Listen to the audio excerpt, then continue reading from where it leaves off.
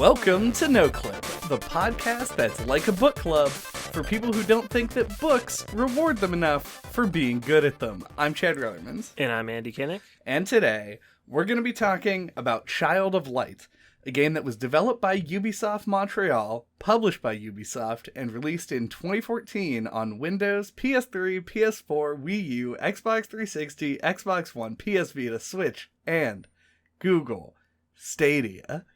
But first, if you can give us a like or a rating, it would be greatly appreciated. So, Child of Light is...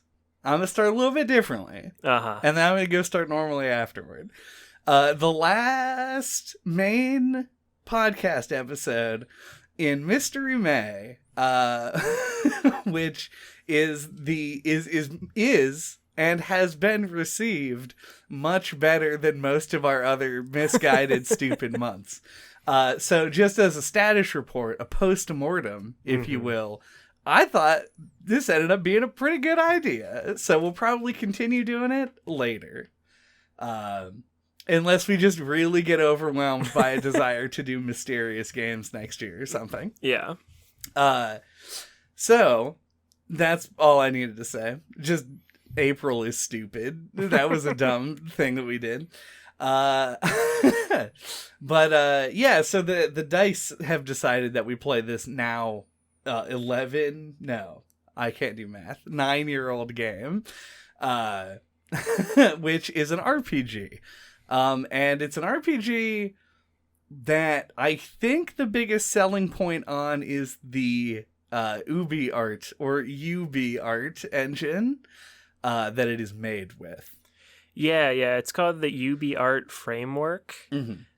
It's a artist-friendly engine that Ubisoft developed in the early 2010s, and they were supposed to make it like licensable, and they never did, which makes me very sad because I would actually like pay a couple $100 to mess around with it. Because it looked really cool. I found this game because I got a Wii U in, I think, Christmas 2013. And after I beat Wind Waker HD and Rayman Legends, I was like, I kind of am in the mood for an RPG. So I just searched that on the eShop, and this came up. And it was coming out in a week when I searched for it. So I then got it when it came out. And they had like a bunch of promotional videos like for it on the eShop. And I looked into it on YouTube because I think the idea of the UbiArt framework is really cool. It allows them to like make like a layer in Photoshop, basically just be able to just drag it into the engine. Right. And like use it. And it just like seamlessly kind of like build levels like based around the art. Mm-hmm. And I'm surprised. I guess they made a handful of games with it. They made the Rayman reboot games with it. This and Valiant Hearts, I think, are the only game, and like maybe some iPhone games. But yeah, like I'm real sad that they just kind of canned it to focus on like Assassin's Creed or whatever. Right. Whatever the fuck Ubisoft does these days. But then I'm also kind of like surprised no one else has tried to do a similar thing, at least that I'm aware of. Because it seemed like such a cool idea. Yeah, the fact that they made it specifically to be used and to be marketed, something that people could actually use, even though that never came to be, is pretty rare. I think most of the time when you hear about new engines, they are those, like ones that are meant for a commercial purpose that isn't entirely in-house. And a lot of engines that get made are made in-house. Nobody talks about them, and then they die and are replaced by something else later. So it is a big shame that this particular tool was not made available for like widespread public use, because it does seem like they were able to do some stuff with it that I can imagine not being able to do with other editors. Like the way that this game's world is structured, it has a lot of sort of like, it has the parallax backgrounds, a bunch of different foreground elements that serve as like your barriers for movement. Your main character has 3 different forms that she can show up in, a ton of different side characters and little pickups and stuff. So it's obvious that there is a lot of unique assets being made. and it's probably easier to incorporate those when you can just put them directly in. So yeah, it is a shame. Yeah, it allows for like a lot more detail and complexity when you just paint the background. Yeah. And are able to easily like just kind of drag it in. Yep, and see how it looks, resize it. Yeah, and not have to like do the old school like pre-rendered background thing where you have to like awkwardly draw the pathing over the art. Yep. You know. Make sure everything lines up correctly. Yeah, I don't know anything else about the engine, so I can't really say too much more on that. But do you want to talk about aesthetics more generally? Yeah. I mean, that's the thing that's going to jump out to anybody, I think, upon playing this game. It has this watercolor art style. It feels very like storybook, and it has this kind of. It gives it this like rich tone, I think, and that's probably like the most appealing thing about it to me is just the aesthetics and like the vibe of it. The music adds to that a lot. Like the art and the music do a lot of heavy lifting, I think, in this game. And just a weird personal anecdote. When I was in college, in the art department, like the seniors would always do like a senior project, like a kind of like a thesis or whatever. And somebody made an interactive piece where it was like kind of looking similar to this game. Like it was like its own kind of painterly style, but like similarly like densely detailed, like cool, colorful background, and you controlled a crow.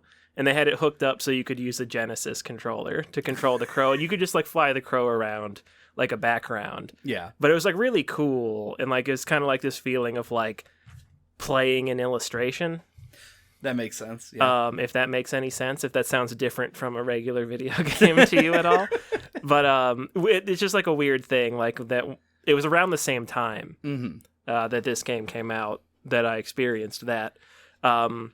But yeah, so it gives off this feeling of like this real kind of handcrafted art quality to it. Yeah, and not only that, but I like to call out specifically that it looks watercolory, because we see a lot of different art styles in games, and 90% of all art styles that are present in games, or really in most media that isn't just traditional visual art, are simulated in some way. And obviously this is a simulated watercolor look, but that makes it interesting because you don't see watercolors emulated all that often. They have a very specific sort of vibe that they go for.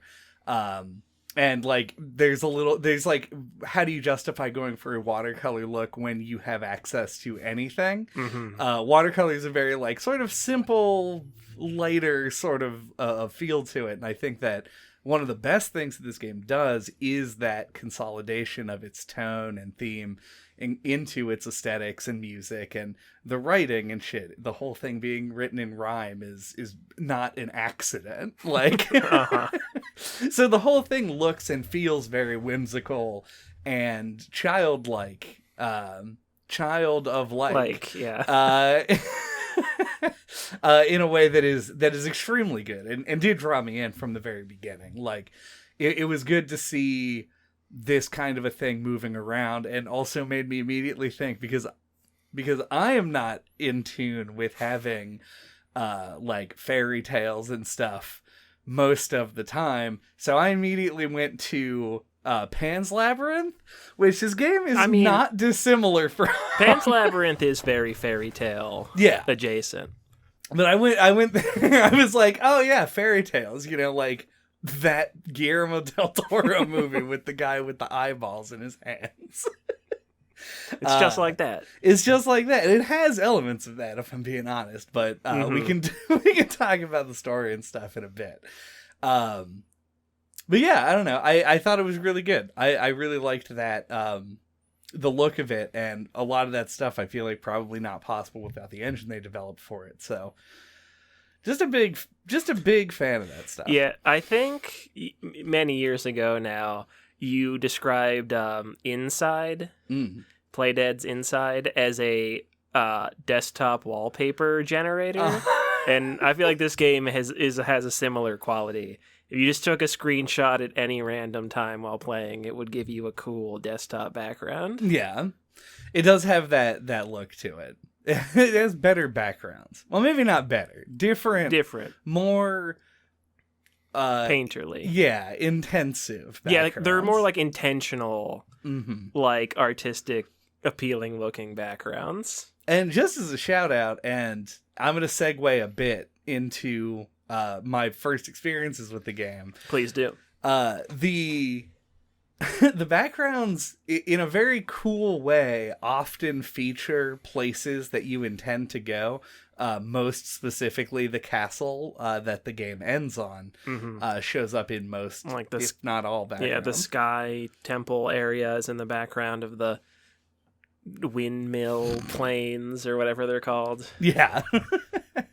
And that kind of thing, always like sort of looking ahead, because they do call it out, I think at some point. They're like, you need to go to the highest of the high. And they're like, look in the sky, which of course rhymes.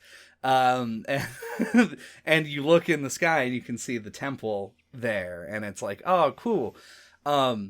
So from that, as an introduction to the game, plus the actual introduction of the game, which begins with you running around and jumping, I really thought that this was going to be a Metroidvania. Yep.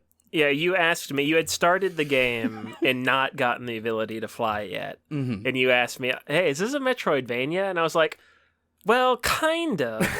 But, like, you get an ability pretty early on that makes it, like, not. It's like the world's shortest Metroidvania arc. Yeah, I didn't know if, like, you would agree with that sentiment, or, like, what your thoughts would be on it. Because, like, yeah, like, you start out, like, you're going to the right. It's pretty standard, like, you're pushing boxes, you're jumping, you're platforming, you're moving along, exploring. Yeah. There's places you can't get to yet, you know, classic Metroidvania stuff.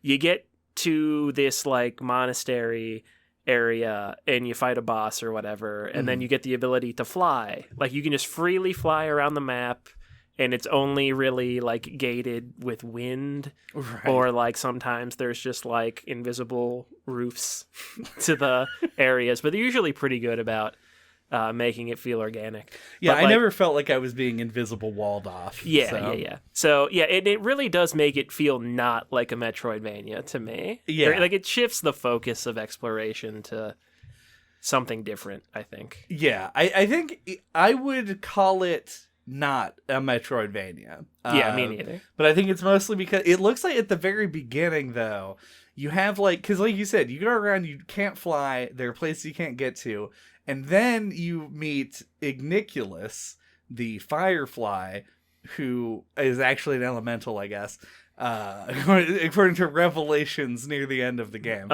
And then you are able to then get into additional places because he can flip switches and illuminate dark areas.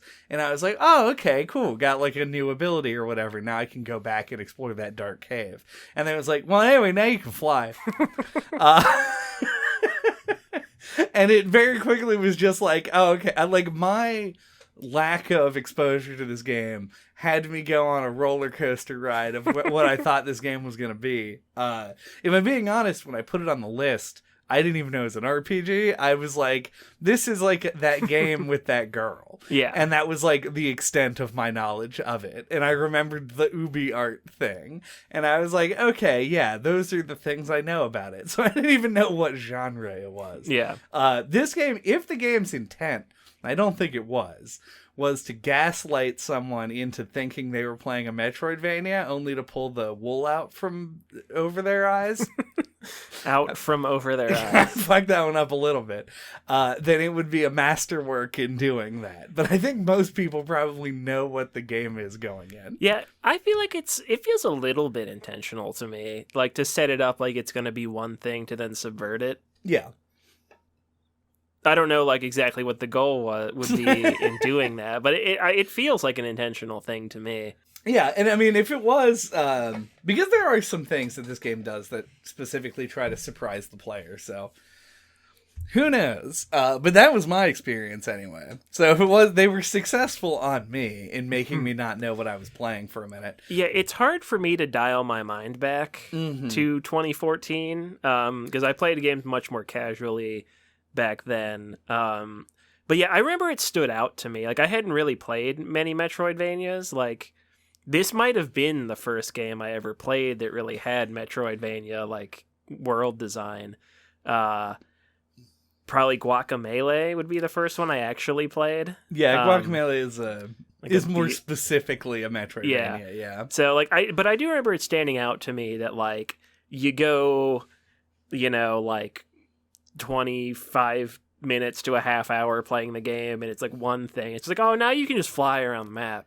It feeling like a really, like, weird, like a switch was flipped, like a hard reset on, like, what just happened. It completely changes the way that you explore it. It makes the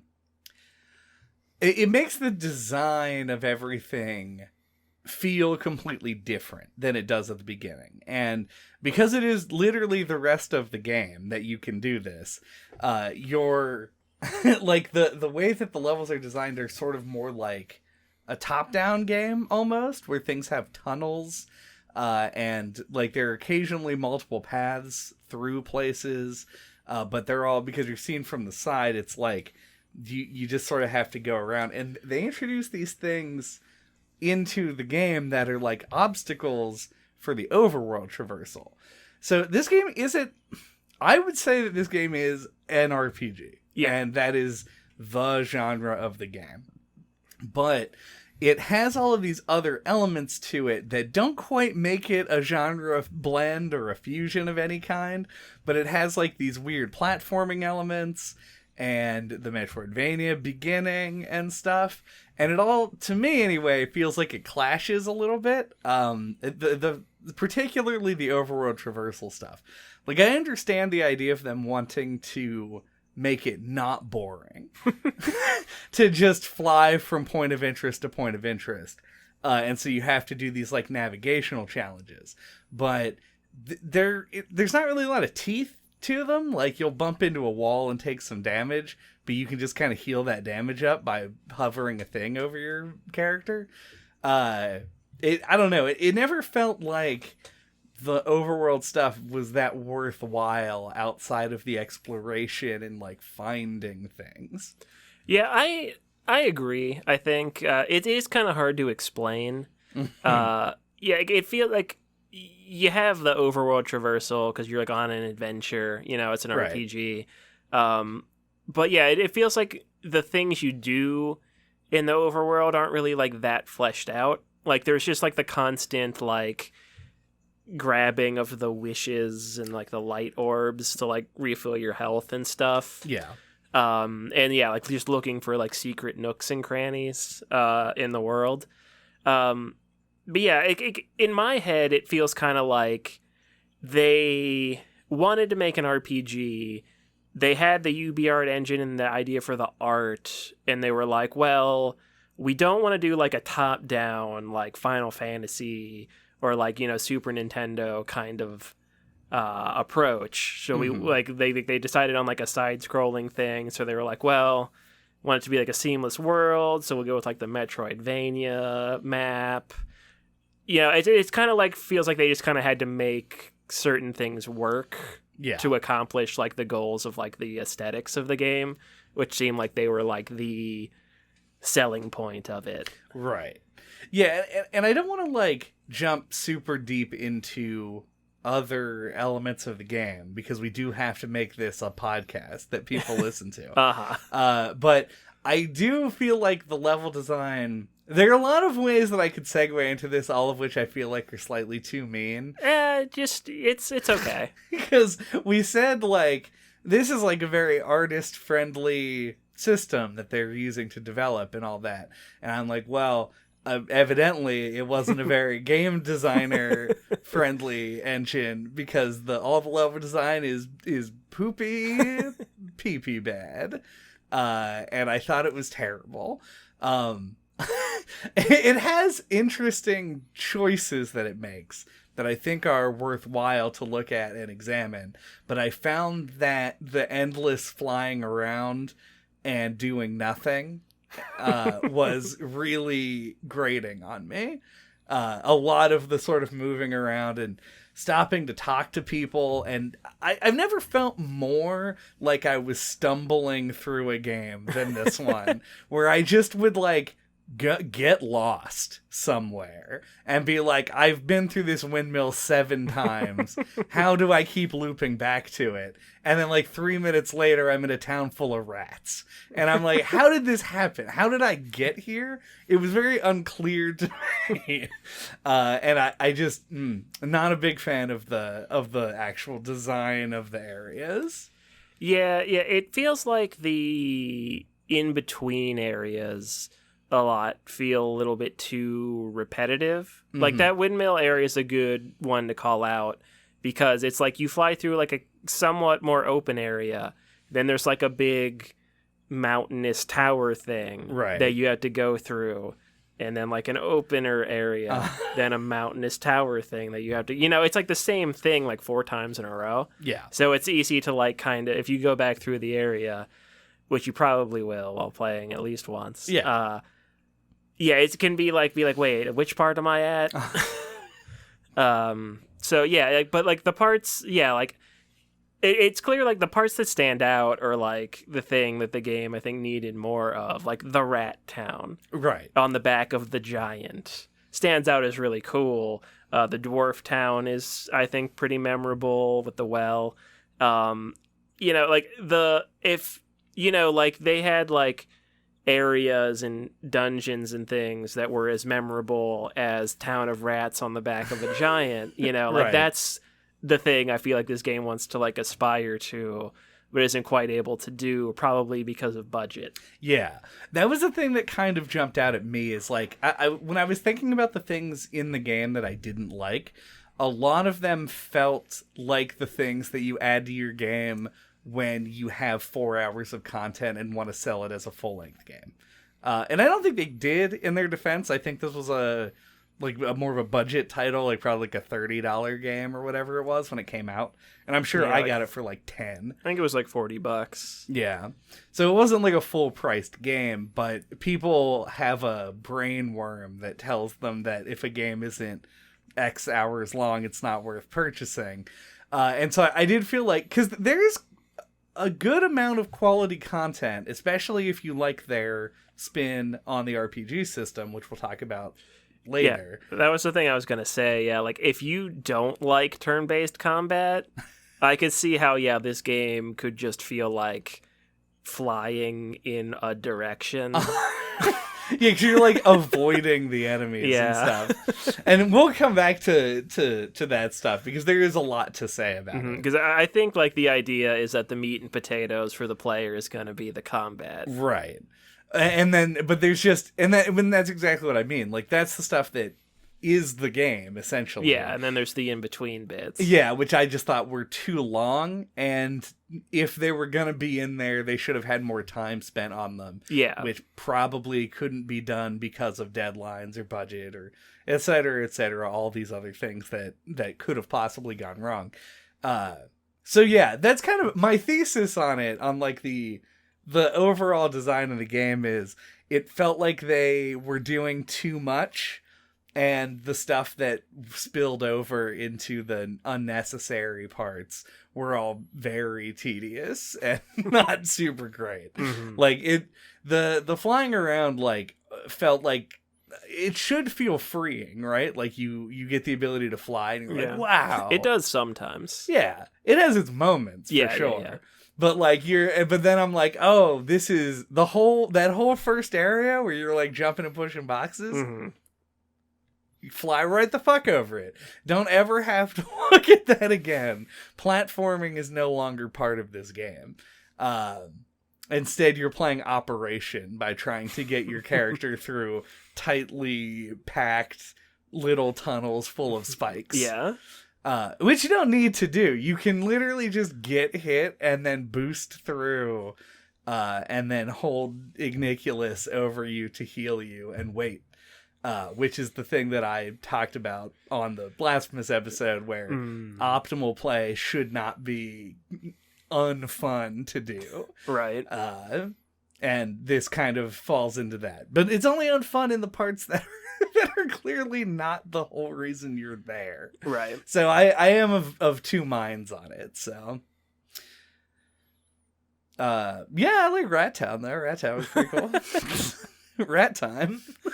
Do you want to talk about the characters? Yeah, I think we should. Okay, yeah, like that's another thing I think is a big appeal of this game is like the cast of characters. I feel like they're all mostly pretty memorable. Rubella is poor Jen. Yeah, poor Jen being the last character you get. Yeah. I think like Rubella is a standout to me and Finn, but I do usually have like use the first three characters you get way too heavily syndrome when it comes to RPGs. I find myself liking them all. Like, yeah, the ones that you get later in the game, like Tristis and Jen, I find myself using a lot less. But I mean, that's just kind of how it goes. Truth. I think I agree. I think that most of the characters are really well realized, especially for this kind of a game. Like, it has this storytale element. Storytale. This fairy tale. I almost didn't even catch it. I barely did. Yeah. This fairy tale storybook sort of like vibe to it. So every character has to have like essentially like a thing they're missing that they can go find. Yeah, go on the quest for. Yeah, we have like a classic Wizards of Oz situation here because Finn is the cowardly lion. Well, you actually didn't get this because apparently they released a definitive version of the game that I didn't know I had, but I did. And there's a character who is a golem who you can assemble and take with you. Like the Scarecrow? Yeah, and he's like the... Tin Man. Yeah, Tin Man missing his heart, right? Yeah. Yep, that's the one. Okay. He's always like, he is a golem. He's a constructed person.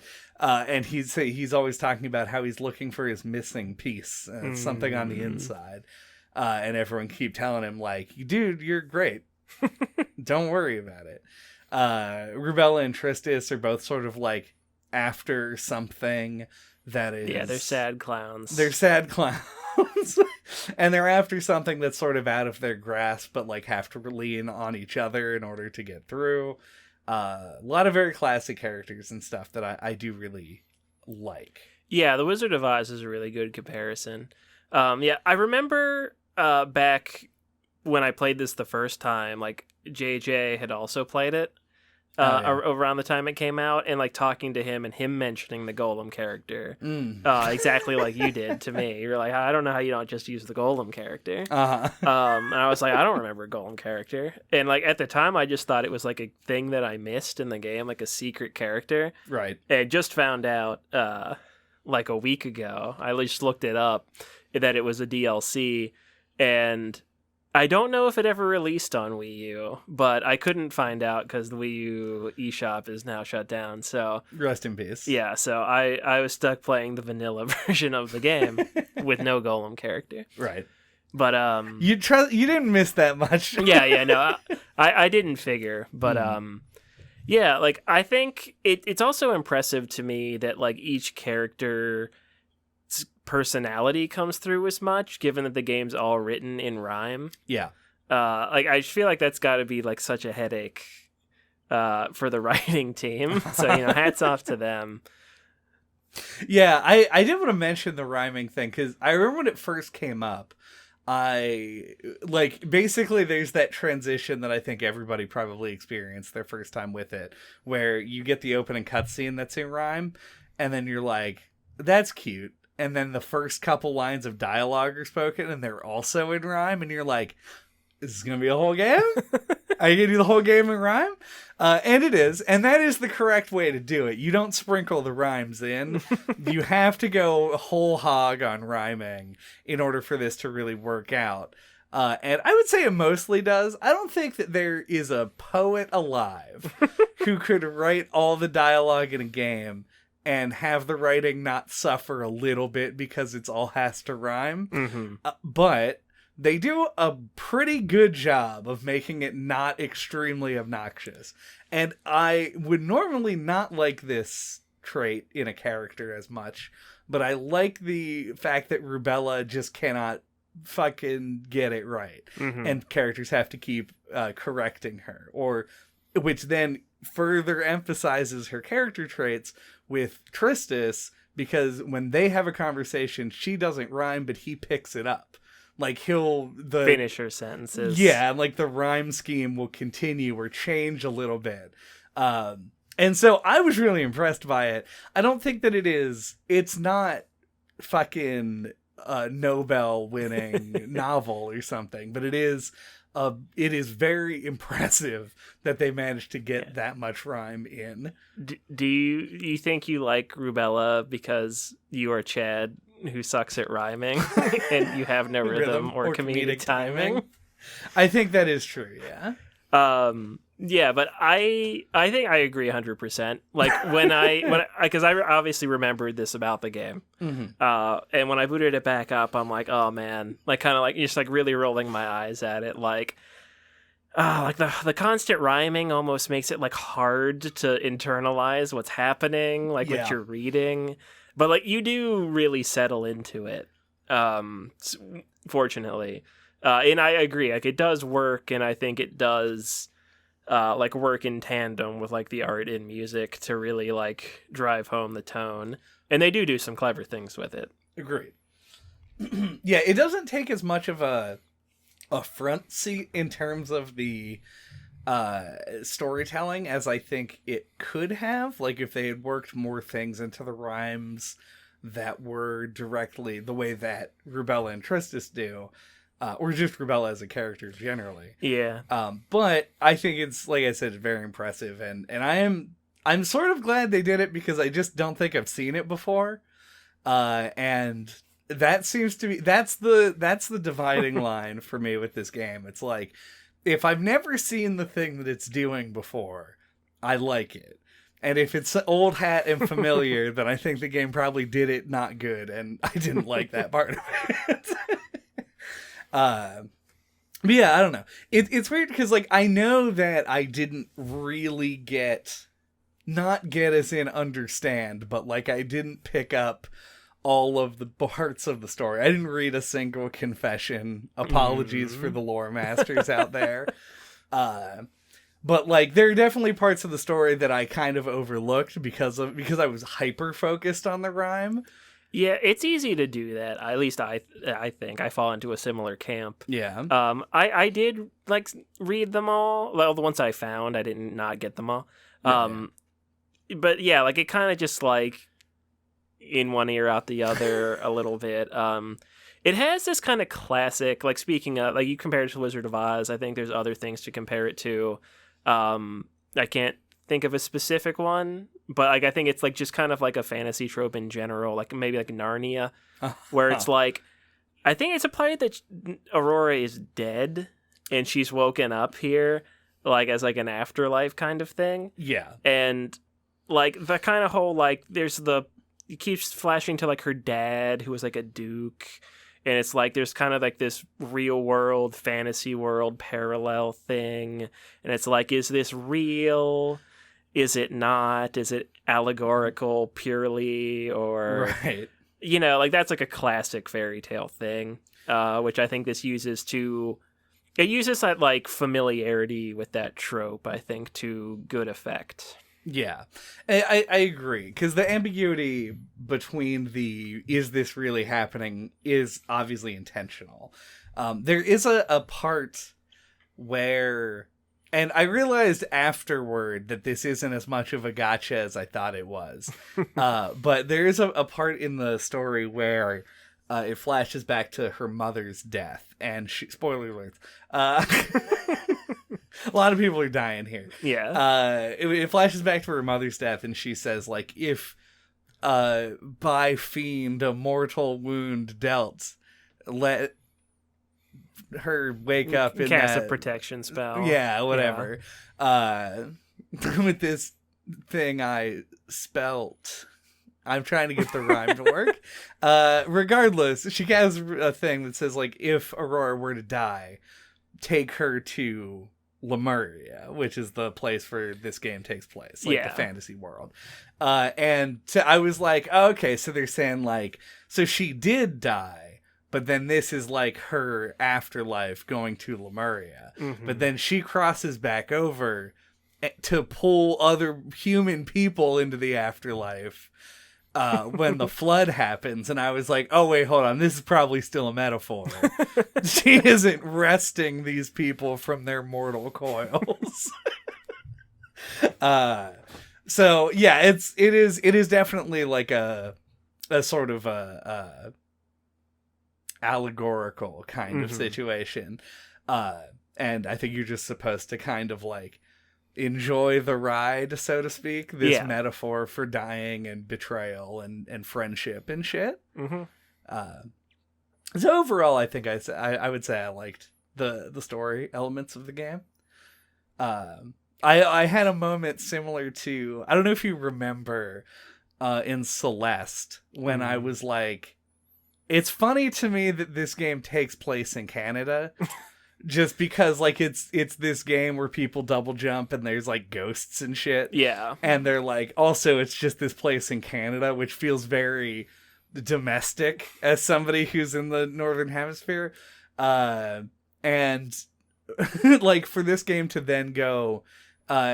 from the whole game, maybe I missed this at the beginning, but the very last cutscene being like, anyway, there's this island in Austria. Oh, that is, I think, brought up at the beginning. Okay. I was like, it didn't click with me at the time that this is an explicit real-world setting, and it is just Austria. At some point in time when Austria was a country. So, to me, I had a sort of a similar effect to learning about that Celeste Mountain is a place in Canada. Right. But I was just like, oh, Lemuria is in Austria, essentially. It's just kind of amusing to me. What was the name of that guy with the mask? Gus. That guy with the mask. He's one of the party members. Oh, yeah. Oh, like the big guy. Monster guy. Yeah. I think it starts with an O. It starts with O and it ends with Gus. Oh, okay. Olagus? Olagus. Or something like that. Urgus. Who knows? That was a really cool design. Yeah. We didn't mention. I wanted to call that out. Yeah, like that's an interesting part of the game, too, I think. Because, like, I wish this part would have gone on a little longer, and maybe they would have, like, taken your ability to fly away, too. Because, like, you don't have Igniculus. And you're unable to, like, get those little chests that he can open. Yeah. And, like, you're unable to, like, do certain things because you don't have him. And, like, it's a classic, like, kick the crutch out from under you moment. And I feel like they could have milked that a little bit more. And, I agree.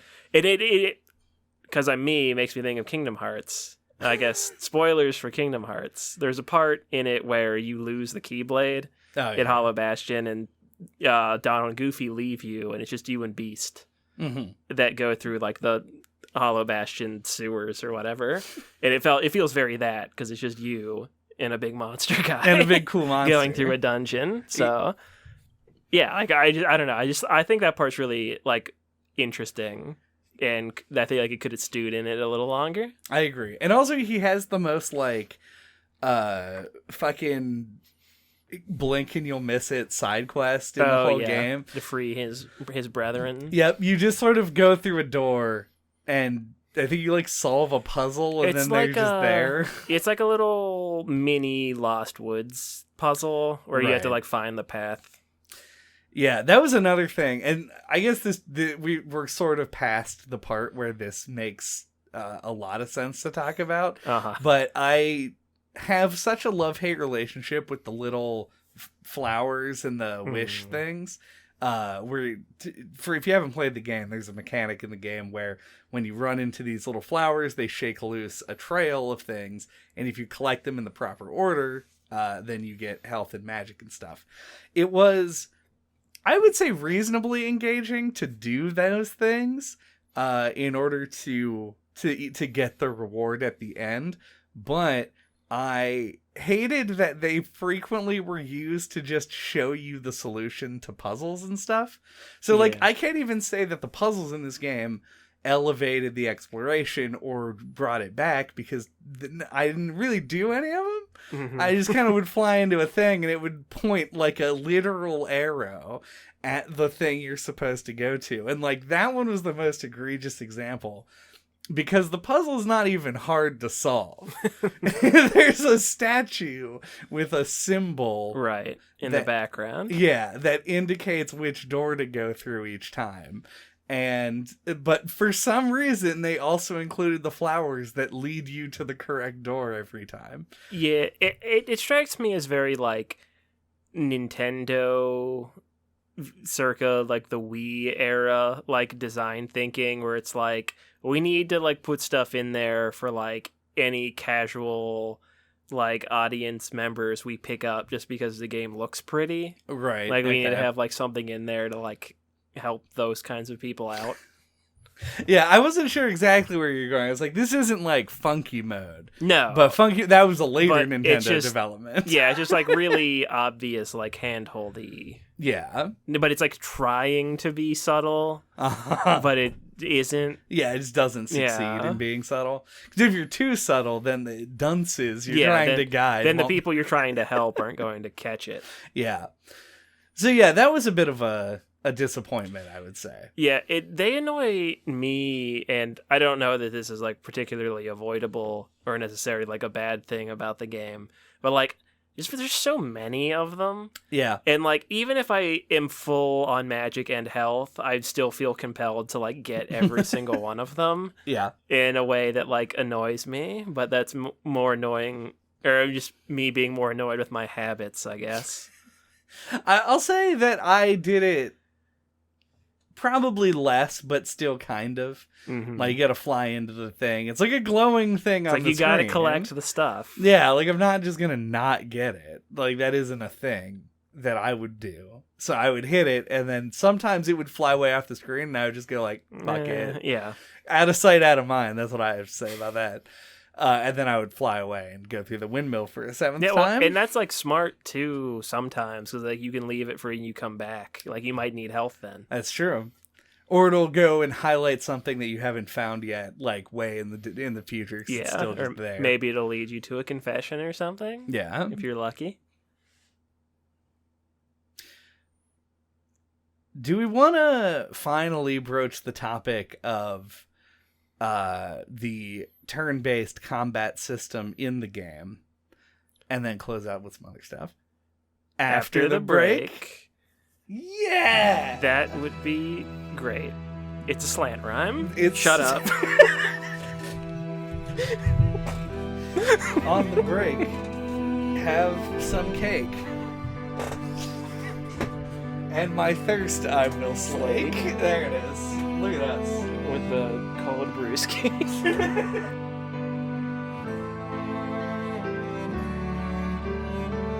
Welcome back. Welcome back. You were close. You were close. Oh, can we license that? Well, I would love to. We'll just make our theme song the Pokemon trading card game battle theme. Yeah. And then we'll make our mid-roll music the Pokemon Snap You Came Back to the Lab music. Exactly. And then we'll make our end card music like Sticker Brush Symphony or something. Because the end card themes were always chill vibes. That is true. Except in our videos, in which case they're us fucking up something. If you don't listen, well, it could just have chill vibe song underneath of it. True. If you don't listen to the end of these episodes, you should start. We got some funny jokes in there. Mm-hmm. There's a great one about farting that I can't get out of my head for some reason. Also, we say what game we're going to play next at the end. That's true. So there's practical reasons to skip to the end. So if you get there, at least stick around for the 5-second gap and then the blooper. What are we talking about? Child of Light combat system. Yes. the combat system in Shadow Light is... I honestly forget when it was so long ago that I said this, that I have zero recollection of what episode it would have been on. You might remember, but I don't know. I'll try. I said, hey, we can't keep, and by we, I don't mean the NOCLIP podcast. I mean we video as game developers, or as a society, even people generally can't keep saying that this game did a spin on the traditional turn-based combat system, because no one does just turn-based combat anymore. It's been like 30 years since that was like a thing you could do in a game. Now every game has some kind of meter or resource, or it's a fucking shoot 'em up secretly inside of your turn-based game. That it isn't like it's no longer a spin, it's like an expected element. Yeah. And this game's that is all about timing. It's got a meter that that goes over time. That's like a Final Fantasy. Yeah, the active time combat system, ATB bar. Yeah, from whatever game that was in. I want to say 7. I think was 7 the first one that had the ATB bar. That would make sense. Yeah. I apologize if 6 had it, because I don't remember. Yeah, I've never played 6. So. Yeah, but yeah, so your character has like a cast speed, I think is what it is in this game, that dictates like how fast they move up the bar. So it's like all your characters and the enemies are all on this bar, and then at the end there's like a red area that's like the casting zone. Right. And if you get attacked while you're in the casting zone, you get interrupted and you get set back. Right. So it's all about trying to manipulate that bar. You have your Firefly friend Igniculus that you can control with the right stick, and you can use him to like stun the enemies to slow them down on the bar, and you can also use him to heal you. So I find it like surprisingly engaging. Yeah, it's a very deep system. Yeah, it's like something that can like, yeah, because like it always feels like you could be optimizing more than you are. Right. There's like that kind of element to it, but like it's almost like it targets 2 different parts of your brain. Like there's a part of your brain that will engage with the turn-based kind of combat, and then there's like this other part of your brain that might feel neglected by turn-based combat that wants to do something active. Right. That you can use to move Igniculus around and manage that stuff more actively. And it ends up kind of in the same place that The World Ends With You does, where it feels really difficult to manage both things at the same time.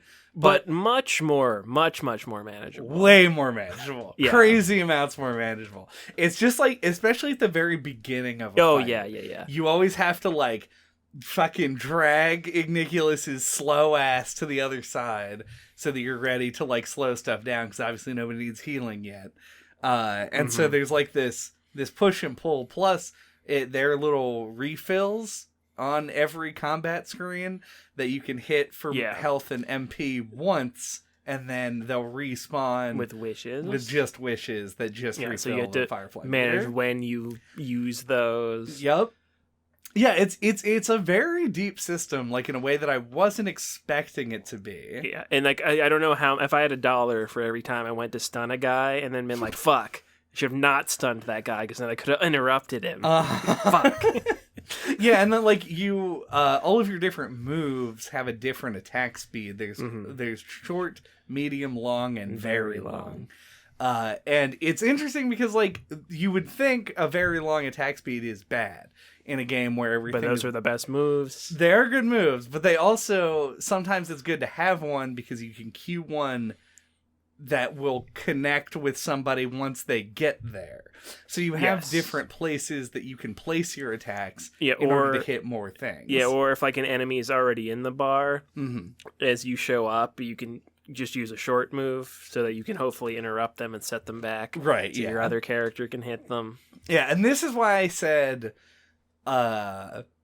why don't you just use the Golem character? Because all of his moves are... Oh, is he really fast? He's really slow. Oh, okay. So all of them are long and very long. And then I would use Rubella, who has the short tumble move. Right. And is a fast character generally. So I would always try and use those two because I had a lot of coverage. Yeah, my version of that was just Finn and Rubella. Mm-hmm. Because Finn's got the multiple target big magic bombs. He does have those bombs. So those are all very long cast times, and then Rubella is short. I'd switch out Rubella and Aurora a lot. Yeah. Because the light magic, go figure, is really good. It is very strong, yeah. So, yeah. Yeah, there's other stuff we will talk about, and I remember to bring it up. Mm-hmm. Believe me. Even though I'm not well known for remembering to bring stuff up.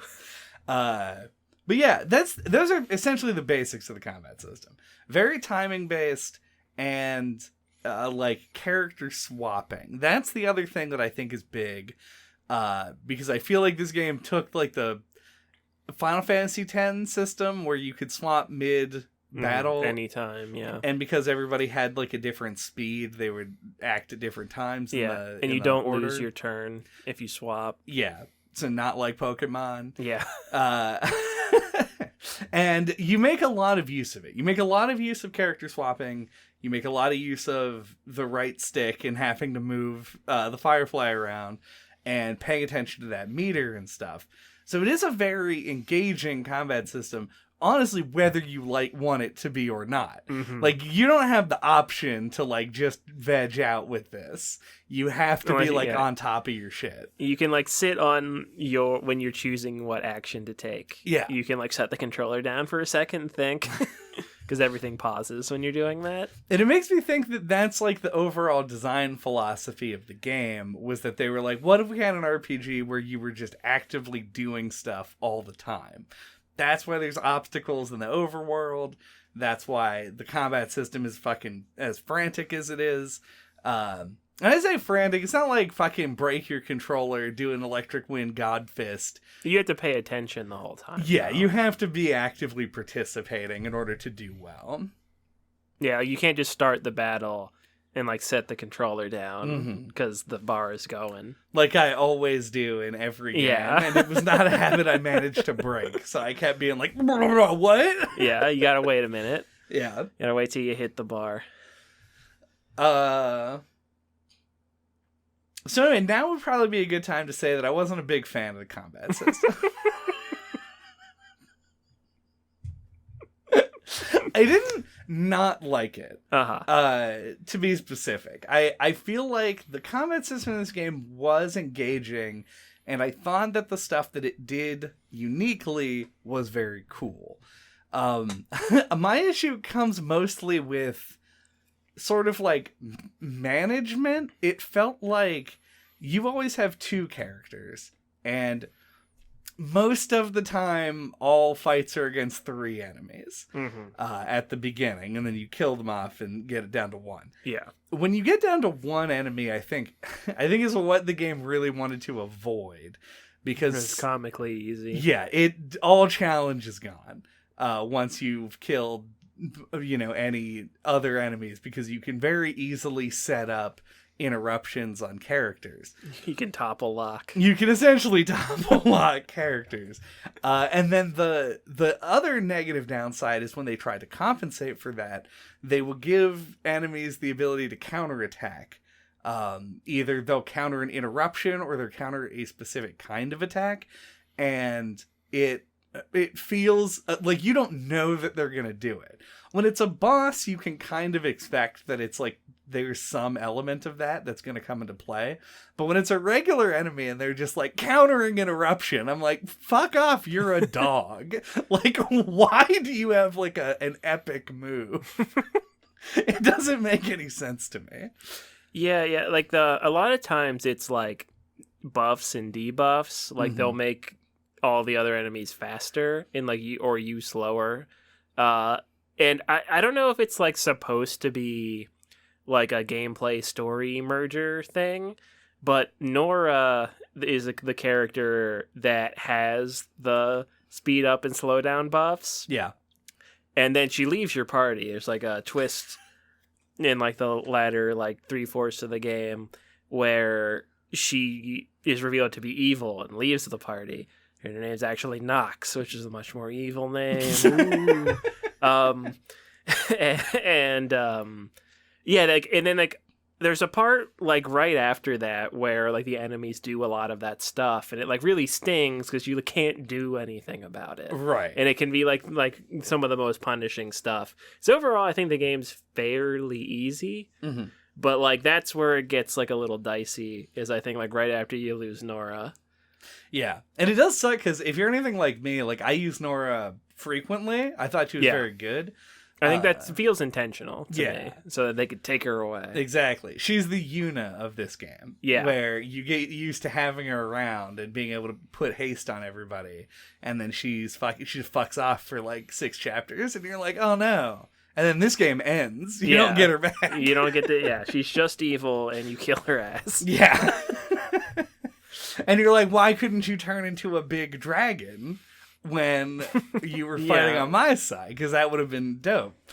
And the answer obviously is because it has its 2 arms count as 2 other enemies. Right. And that would overload the left side of the screen. And she knows how the game is designed because she's like a Deadpool kind of character. I'm making all of these things up. This game kind of feels like it could have a fourth wall breaking character in it. Yeah. And it would fit. I feel like it would be Tristis also. Yeah. Like 1,000%. He's just so depressed that he's seen through. Yeah, he like rolls his eyes and then like looks at you. Yeah. It's like, you know what I'm saying? Yeah. He's like, it's all pointless. We're just code in a machine. Am I right? Yeah, there's no reason to fucking whatever. Like snap zoom in on his face. Uh-huh. And anyway, what I meant to say there obviously was it's all pointless. We're just coding the machine. You would be as sad as I am if you'd seen what I've seen.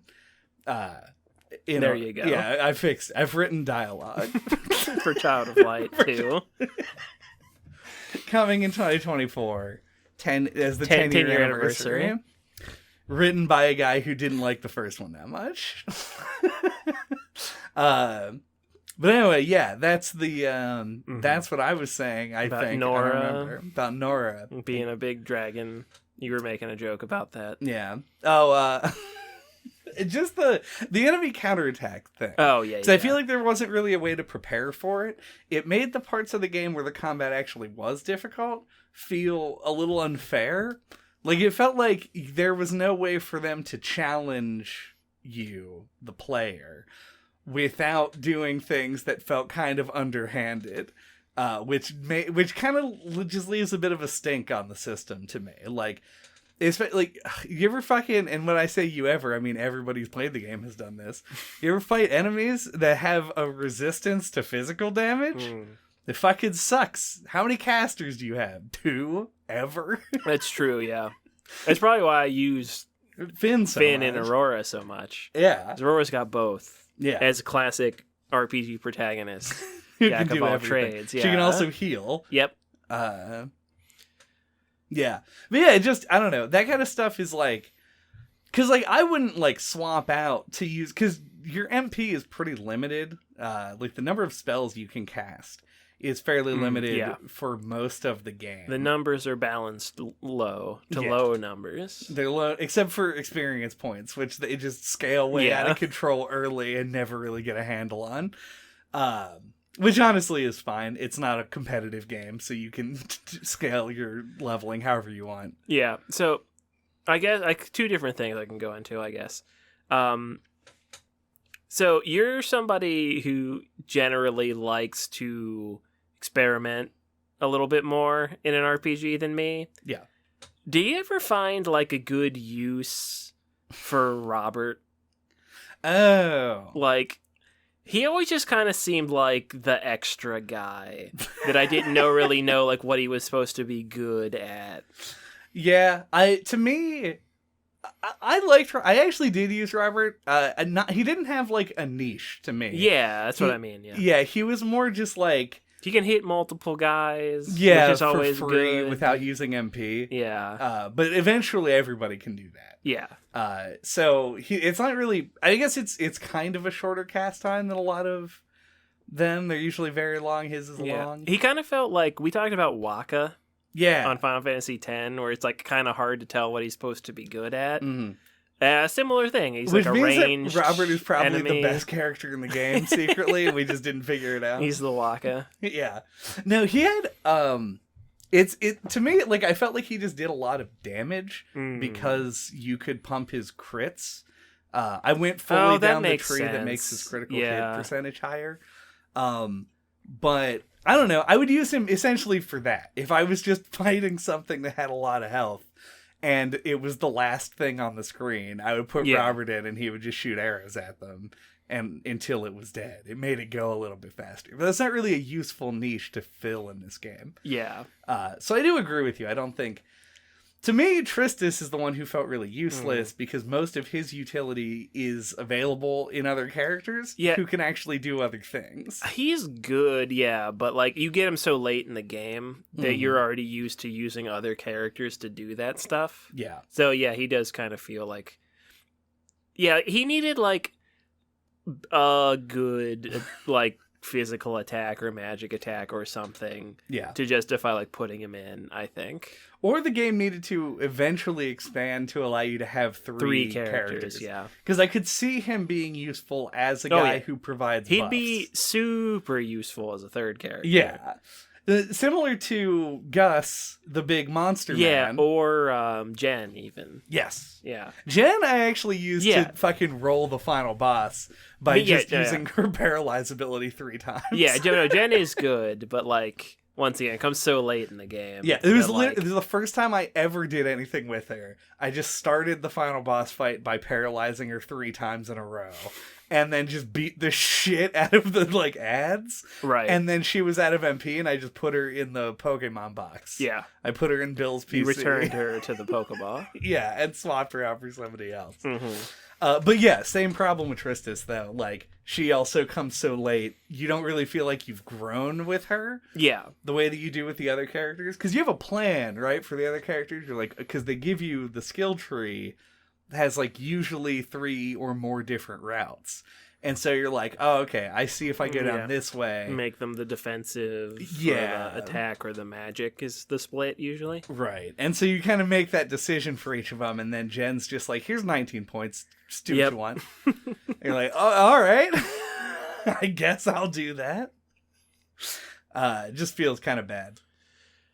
Yeah, and I guess the other thing that I thought of, also going to keep making comparisons to Final Fantasy X, weirdly. I think the game invites it. Yeah, like, I think I really dislike when a RPG is balanced such that someone's leveling up after every battle. Oh, yeah. And you're going into the skill tree to put points in a tree after every fight. That was a big thing that annoyed me about the sphere grid, and it's a big thing that annoys me in this game. Is someone's leveling up every fucking battle, and you have to go in and spend those points on the tree. Yeah. I was of 2 minds of this on and it Final always Fantasy puts X. the hit plus, or whatever controller you're using, to go into the menu and spend those points.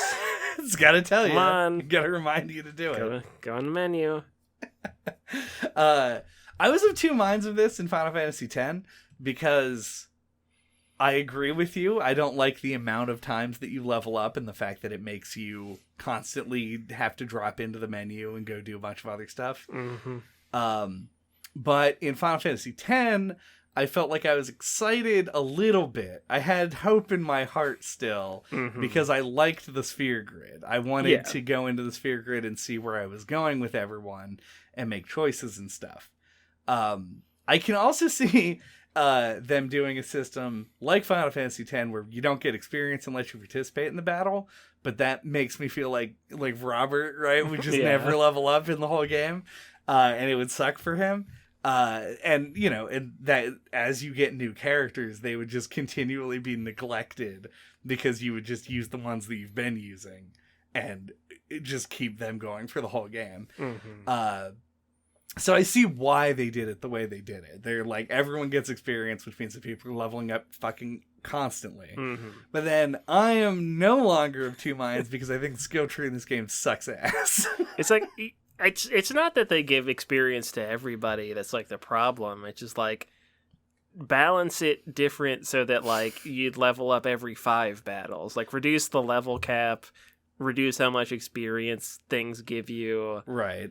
So that it's not happening so often. Yeah. Increase the skill grid rewards. Yeah. Rather than make more of them. Yeah. Because it'll be that like... also works. Like, strength +2. I'm like, sick. I love strength +2.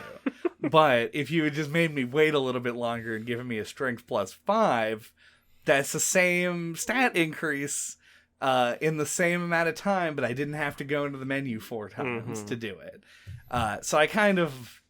That is... I would agree with that. I think they needed to make it so that you were in the menu less often.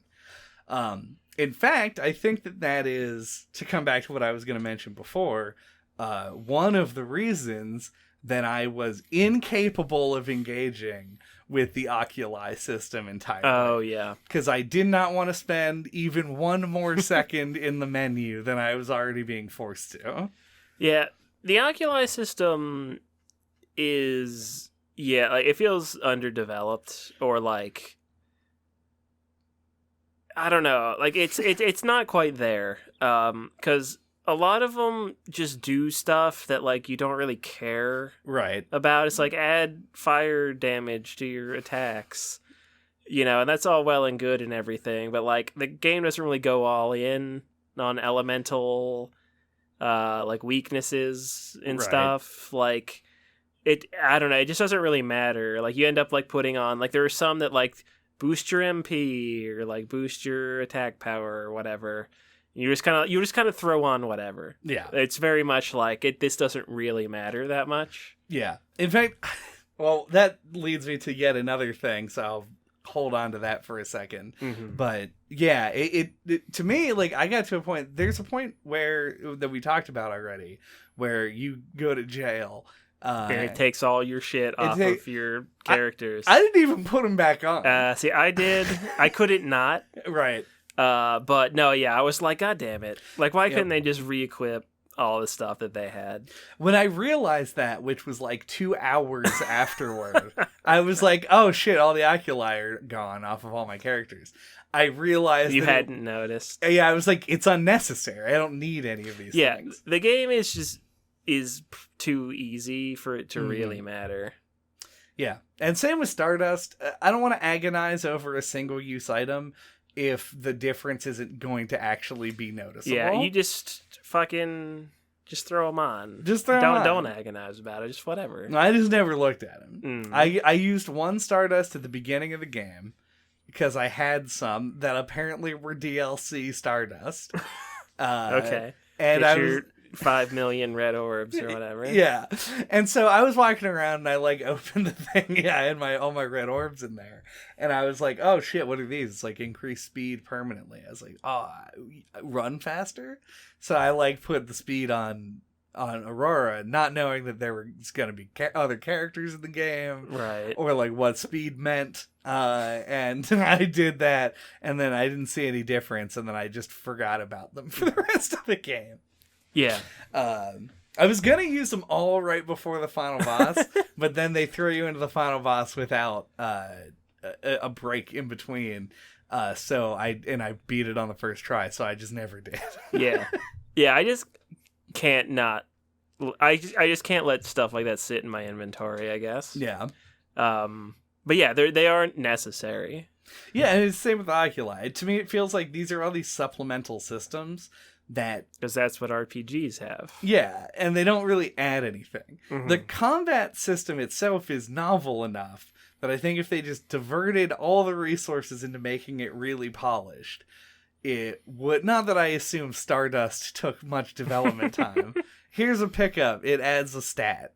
But like, just not even that, more the oculi and stuff, like having to put all these places to find them, and then you have I had like hundreds of them at the end of the game. Yeah, it's like supposed to be like a exploration reward. Yeah, like I feel like if they just like pared down on some of that stuff, like if there were less oculi, and you couldn't like craft a bunch of different combinations of them, if it was just more like a raise attack, raise defense, raise magic stuff, like simple stuff, that would be a lot better. It's like this one on your shield does something different than on your sword, then etc. So if it was like simplified a bit, and then like the game was actually a bit harder, if it just kind of shifted its priorities a bit. Yeah. Just like something to make, because like I'm the kind of person who likes to make a loadout and like likes to min max. And I did it a little bit in the skill tree system, but I could not be bothered to, especially considering the way the oculi system works is you have to you take 3 of the low tier ones and they make 1 of the mid tier, which is fine and good if you could do it in bulk. But I'm not going to sit there and be like, put it here, put it there, craft one. Yeah. Put it there and do that 9 fucking times to get 1 of the highest tier ones. Yeah. That's absurd. There's no chance I'm doing any of that. 10 times, actually. And not only that, but there's 3, 5... There's... I don't know. Can you just make onyx ones? Are they like a diamond combination or something? I don't remember. I don't remember either. I know I picked one up at the end of the game and was like, well, that's new. Which means that there are 7 different kinds of them. Yeah. And they have 3 different things that they can do depending on where they're equipped.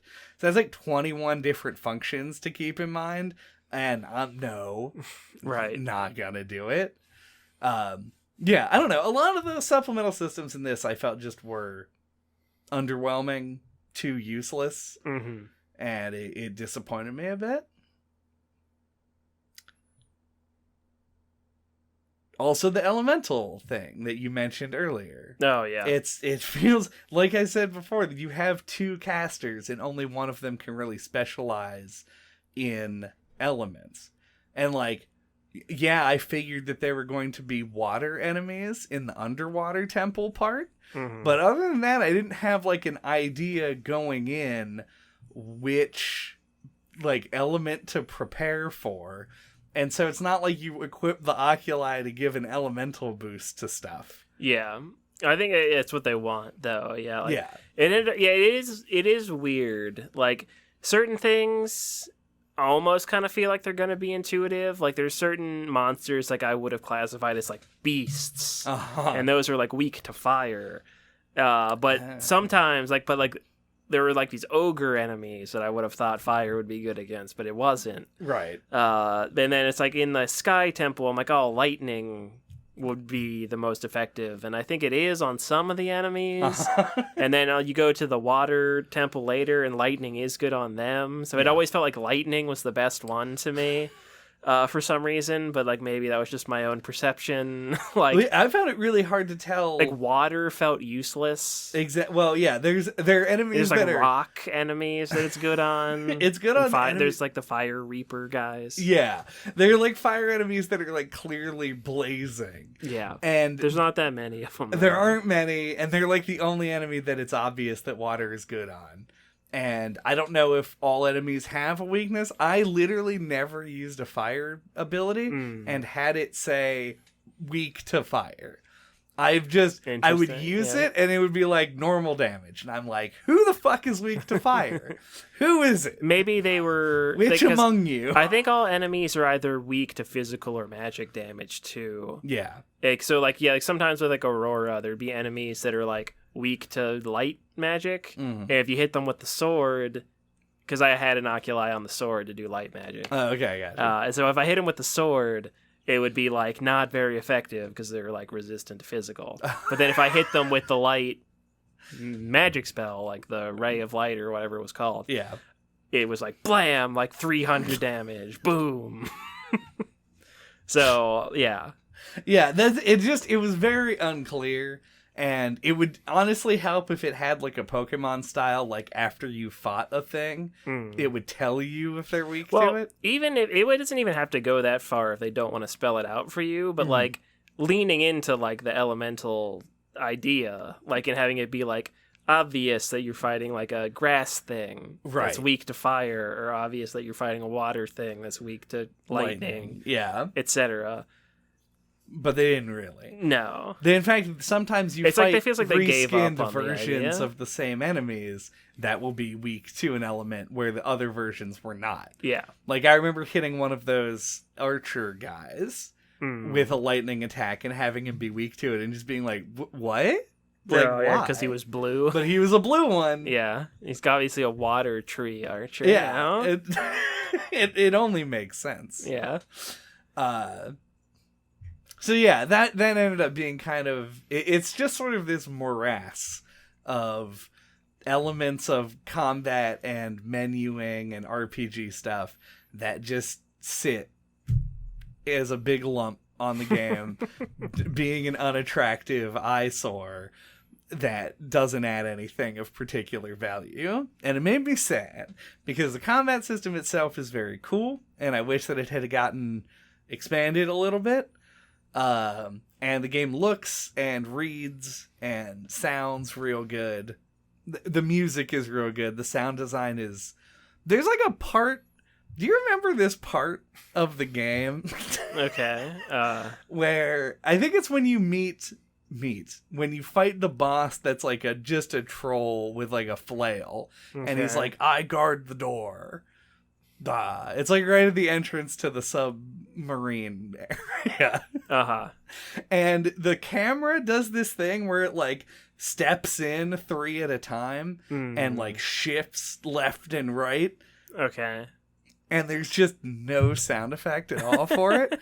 I'm like, this is where you put like stomping footsteps or anything here to sell this movement, but it just feels like somebody advancing through a PowerPoint.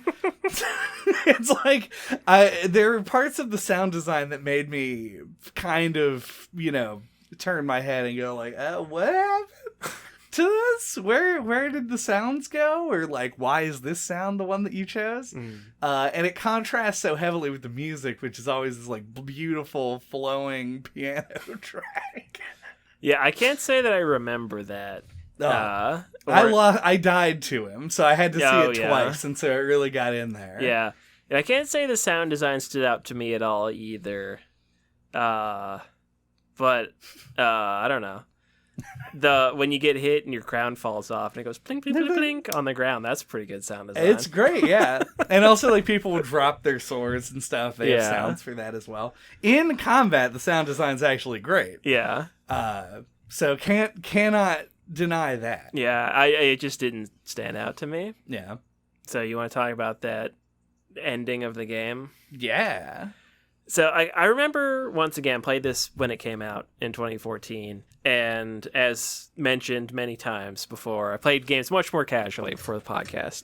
And I remember like beating the game and enjoying it and whatever, and then like talking to JJ about it and him being like, I felt like the game just kind of ended. It felt like the ending kind of needed like a part in the middle where you're like stuck in the queen's dungeon and you have to escape, or like some kind of like final area or something. And I remember like being like having not thought about it at the time. And then playing it this time and being like, oh yeah, like beating the Sky Temple feels like it's halfway through the game. And then you just like do the Water Temple and then like fast forward essentially to the final boss. Yeah. It feels like the game just ran out of all its money and just had to wrap up as fast as it could.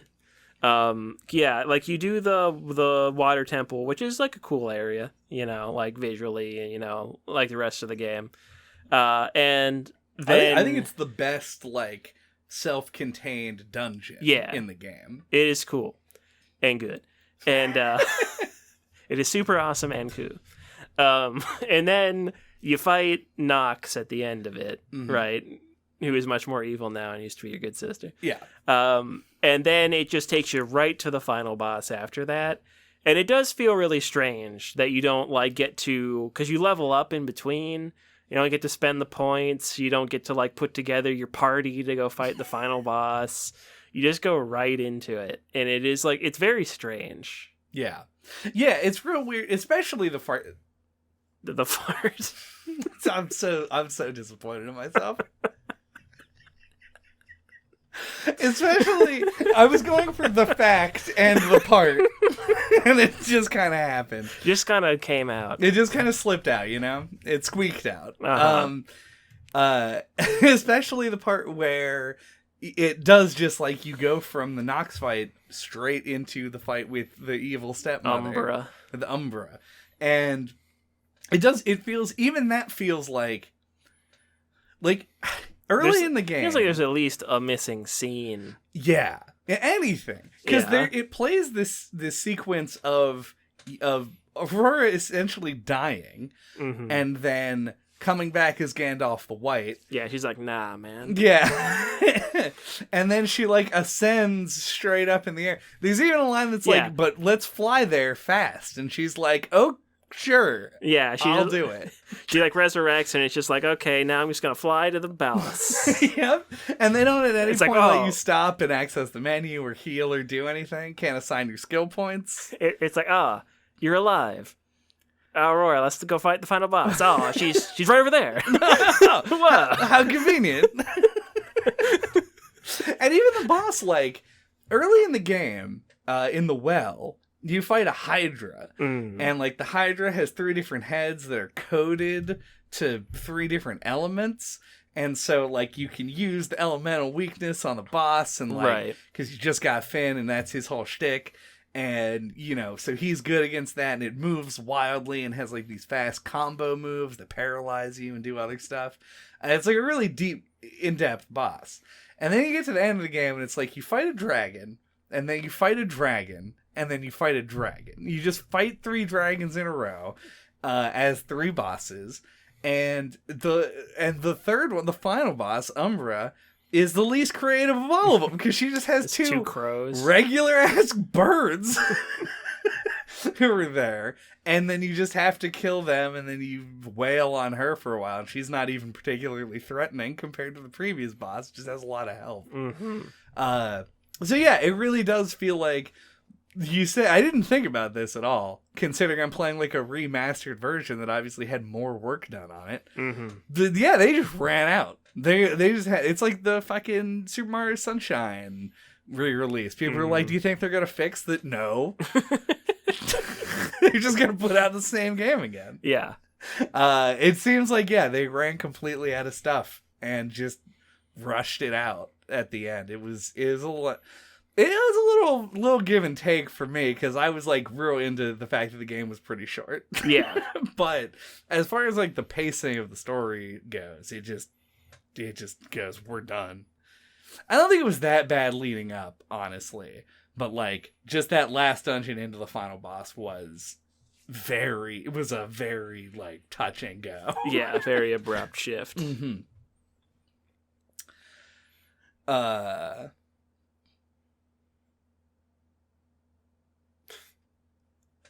have any straggling thoughts? Do we have straggling thoughts?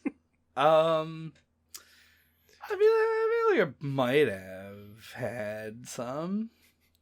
The only other thing that I just wanted to mention, I should have mentioned on the first half when we were talking about the aesthetics of the game. Yeah. Is this, I think the design of the dwarf characters is like kind of brilliant.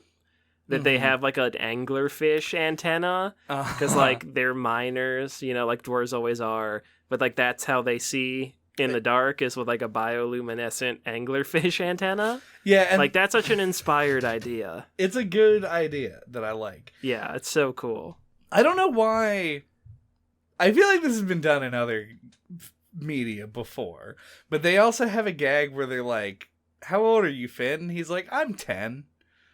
And he's like, he's got a big beard. Yeah. And that's like just sort of a one-off joke. But I was like, I feel like it's got to have deeper implications. These kinds of jokes always stand out to you. That is true. Well, yeah. Like with Melia and Xenoblade.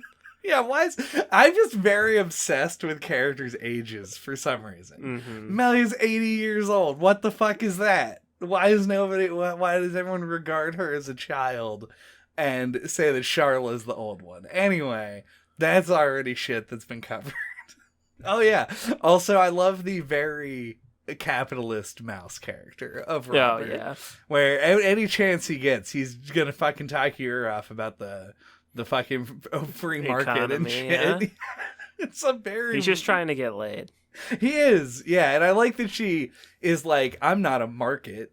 Why are you even interested in me? I was like, fucking cold burn, dude. That's great. Anyway, yeah, those are the last notes on the characters. Yes. Do we have fantasy storybook thoughts? Fairy tale thoughts? Do we have fairy tale thoughts?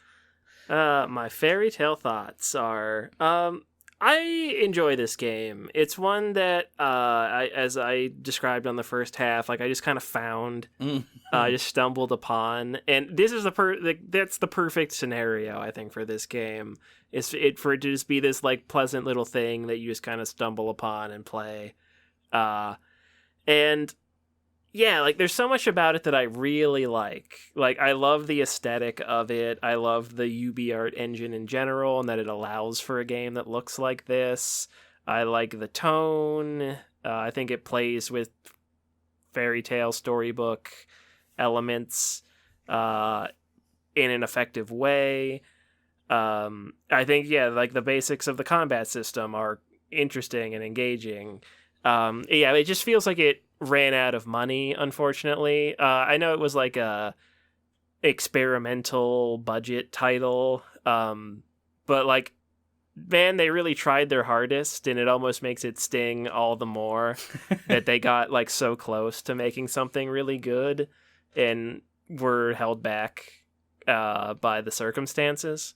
So yeah, and it sucks just even harder that Ubisoft doesn't seem to care about using the engine or taking this kind of approach to game making anymore. Because like I would love to see a sequel or a spiritual successor to this that like carries on some of the ideas. Adult of Light, obviously, is what I want specifically. But yeah, like I think like this game's got a lot of cool ideas and things going on that I'd like to see an iteration on or more of. So yeah, like it's got some unique things in it. It's got a lot of charm, and you know, it's like one of those kind of indie games that stands out in my memory. Like I'm glad that I played it. So yeah, like it's like kind of like a victim of circumstance and kind of just is what it is on the other hand, you know. So I like it. It speaks to a lot of my specific tastes. So hooray. There you go. Hooray. You know, it's kind of a niche thing. So, and it is kind of in my niche. So I enjoy the game. Yeah. I would say, I would honestly love to hear people who were involved with this game talk about making it more so than a lot of other games we've played, because I would just like to see sort of like the workflow and how things shook out the way they did, because this game does feel like it had a lot of really cool ideas. As somebody who falls outside of the wheelhouse of this game by, I think, all metrics, more or less, as expected, I'm not like singing its praises, but it does enough that intrigues me that I would say it's definitely worth looking at, if for no other reason than to just see like a sort of a different take on a lot of things, really. A different take on world traversal and on, I guess not the traversal itself, but the design of the world. You can see where it went right and where it went wrong. And the combat system, which does have a lot of meat to it. It's some of the most frantic RPG combat that I've played in a long time. So definitely a cool game. Like you said, the aesthetics, the music, I think all worked really well. And most likely Ubisoft isn't coming back to it because they got that Rabbids money now, working with fucking Nintendo, the big dogs. And so, the big Rabbids, whatever. And so it is kind of sad that this game is probably sort of just like abandoned at this phase, because it died doing something unique. So it is cool to look at, and just more people seem to have heard about it than I thought. So that makes it even more tragic that it seems like it probably did pretty well and then just ended up shriveling on the vine. Yeah. I feel like it did, pretty solidly financially.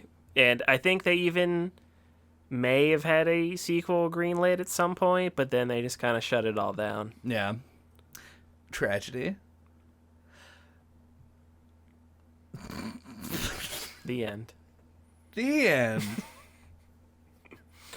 Closing the book on this fairy tale. And the fairy tale that is known as Mystery May. Yes. Because thank you for listening to NOCLIP this week. What are we talking about next time? Next time, I was thinking about this, and it's very funny to me. Next time, we wanted to get something in that either was a very short game or something that we both had played, because we're gearing up to do our episode on Tears of the Kingdom, which just came out. And obviously that game is huge and is something that we want to spend time with. And so we were kind of looking through and being like, what's like a good choice to put before that we wanted to spend a ton of time on. And the thing that I came up with was arguably a bigger game than this one is. And that would be Super Mario 64. Can't put it off any longer. We cannot. And it happened to fall in kind of a perfect little location. Yeah, so it can be a Nintendo-themed month. Mm-hmm. The oldest classic and the newest classic of the 3D genres.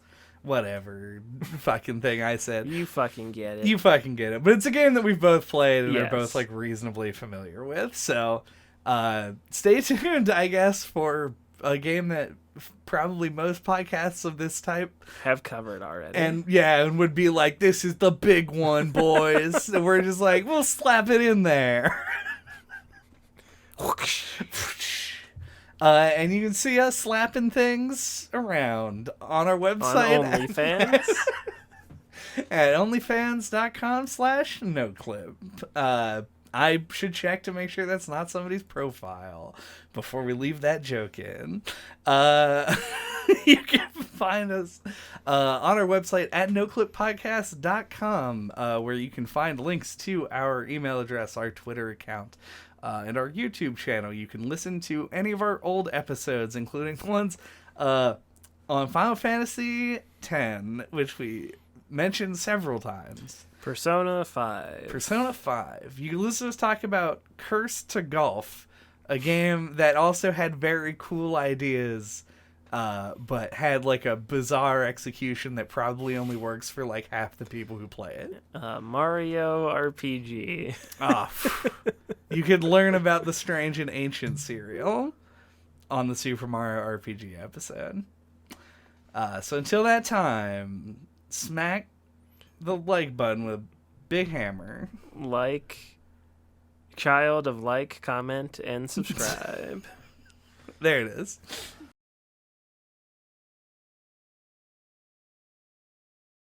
Looking to the sky to save me. Looking for a child of light. I'm making my way back home, 'cause I'm the child of light. Ugh.